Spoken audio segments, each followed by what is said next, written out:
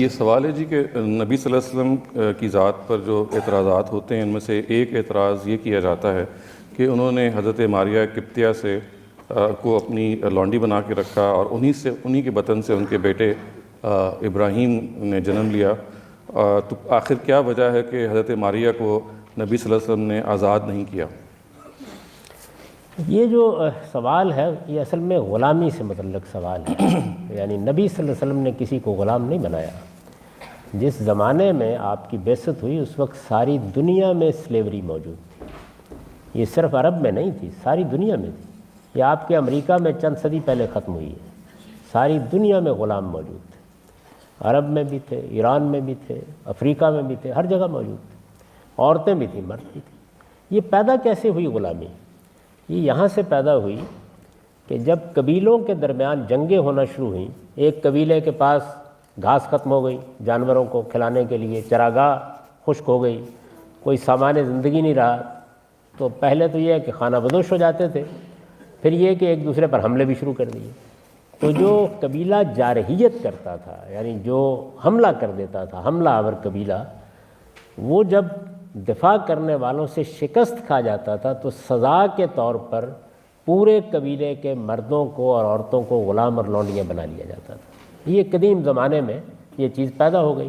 تو جنگوں میں پکڑے ہوئے قیدیوں کے معاملے میں یہ رواج چل پڑا کہ ان کو غلام بنا لیا جائے، سلیب بنا لیا جائے گا. عورتوں کو، مردوں کو. سلیب عورت ہو تو لونڈی کہتے تھے، مرد ہو تو غلام کہتے تھے. عربی زبان میں اس کو اما کہتے ہیں. اس طرح کے الفاظ رائج تھے.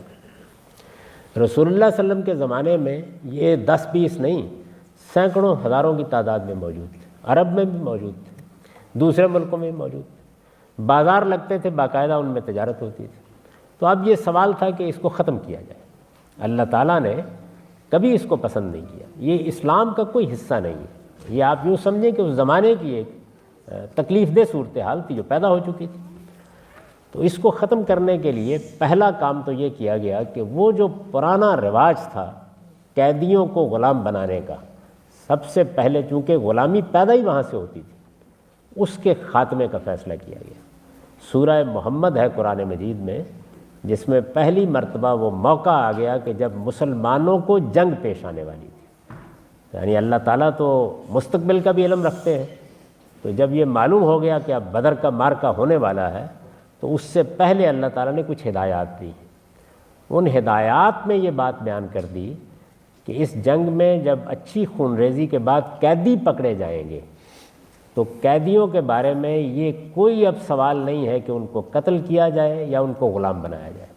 ارشاد فرمایا فشد الوثاق فاما منم بعد و اما فدا، کہ قیدیوں کے بارے میں اب ایک ہی قانون ہے اللہ کا کہ یا انہیں فدیہ لے کر چھوڑ دیا جائے گا یا احسان کے طور پر رہا کر دیا جائے گا.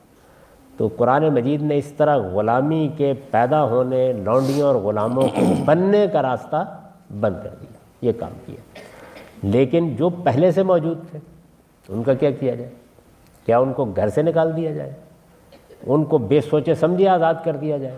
اس میں بڑے مسائل تھے. یعنی اگر عورتوں کے ساتھ یہ معاملہ کیا جائے تو ان کے پاس سر چھپانے کی جگہ نہیں رہے گی اگلے دن.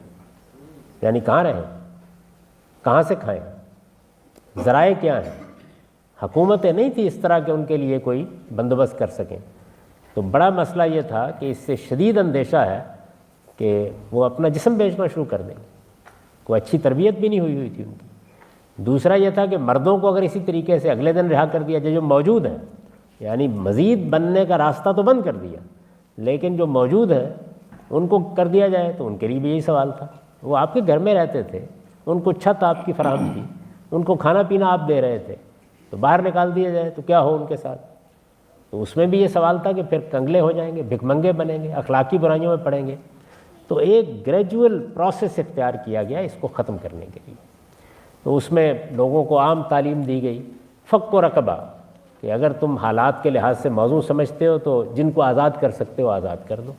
ہر ایک کو آزاد کرنا ممکن نہیں ہوتا بعض حالات میں. اسی طرح سے یہ بتایا گیا کہ نفسیات تبدیل کرو، تو نام تبدیل کر دیے گئے. یعنی پہلے ان کو لونڈی غلام کہا جاتا تھا تو کہا گیا کہ نہیں، اب ان کو فتح اور فتات کہا جائے تاکہ وہ نفسیات بدلے ان کے بارے میں. ان کے نکاح کرنے کی ترغیب دی گئی. کوئی 10 باتیں ہیں جو کہی گئیں. یہاں تک کہ یہ حکم دے دیا گیا کہ جو خود کھاؤ ان کو کھلاؤ، جو خود پہنو ان کو پہناؤ، بالکل اپنی جگہ پر اپنے اسٹیٹس کے برابر رکھو تاکہ لوگ ڈسکریج ہوں اور ان کے لیے راستہ نکلیں۔ پھر مکاتبت کا قانون جاری کیا گیا کہ اگر کوئی لونڈی اور غلام اپنے آپ کو اپنے پاؤں پر کھڑا کرنا ثابت کر دے تو اس کو لازماً آزاد کر دیا جائے۔ یہ سورہ نور میں بیان ہوا ہے۔ تو غلاموں کو آزاد کرنے کے لیے جو موجود تھے یہ طریقہ اختیار کیا گیا، جو بننے کا عمل تھا اس کو پہلے مرحلے ہی میں روک دیا گیا کہ ہمارے ہاں جو جنگیں ہوں گی اس میں کسی کو غلام نہیں بنایا جائے، کسی کو لونڈی نہیں بنایا جائے گا۔ یہ جو درمیانی عرصہ ہے اس میں یہ کسی طرح موضوع نہیں تھا کہ خدا کا پیغمبر بالکل الگ کھڑا ہو جائے۔ چنانچہ یہ دو خواتین جو لونڈیاں تھیں یہ شاہ مصر نے بھیج دیں، تو رسالت مآب صلی اللہ علیہ وسلم نے اس کو اس وقت کے بین الاقوامی حالات میں موضوع نہیں سمجھا کہ آپ یہ دیکھیے یہ ایسے ہی ہے کہ جیسے آپ مجھے ایک تحفہ دیں اور میں اٹھا کر کسی دوسرے کو اسی وقت دے دوں۔ عرب کے معاشرے میں یا اس وقت کی معاشرت میں ایسا ہی سمجھا جاتا تھا۔ تو آپ نے دونوں پہلو ملحوظ رکھے اور ایک کو دے دیا اور دوسرے کے معاملے میں یہ رویہ اختیار کیا کہ جو میں تعلیم دے رہا ہوں ان کے بارے میں بھی اس کا نمونہ لوگوں کے سامنے پیش کر دوں۔ تو یہ وجہ تھی اس کی۔